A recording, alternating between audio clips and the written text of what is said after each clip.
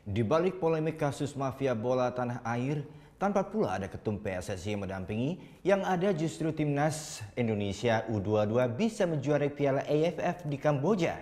Dengan semua juara yang tak kenal lelah, punggawa Garuda Muda menaklukkan perlawanan tim muda Thailand dengan skor tipis 2-1.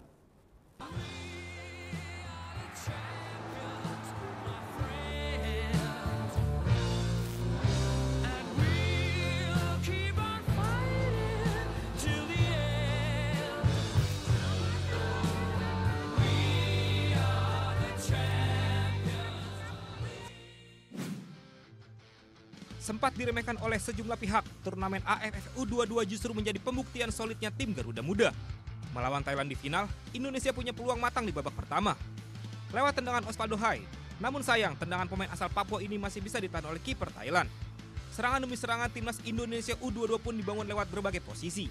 Begitupun tim Thailand, yang juga sempat merepotkan barisan pertahanan timnas. Meski kedua tim memiliki cukup banyak peluang, skor kacamata bertahan hingga jeda pertandingan. Di babak kedua, pertandingan berjalan lebih menarik. Jual beli serangan kerap terjadi. Hingga akhirnya Thailand lebih dulu unggul di menit ke-57 lewat gol Saringkan Promsupa. Indonesia akhirnya membungkam Thailand dengan 2 gol balasan. Masing-masing lewat tendangan Sani Rizky yang berbelok arah setelah mengenai Marco Balini di menit ke-59. Serta gol penentu kemenangan yang tercipta lewat sundulan Osvaldo Hai 5 menit berselang. Meski harus bermain dengan 10 pemain setelah sang kapten Bagas Adi mendapat kartu merah, anak asuh Indra Syafri tetap pantang menyerah dan sukses mempertahankan keunggulan, sekaligus tampil sebagai juara Piala AFF U22.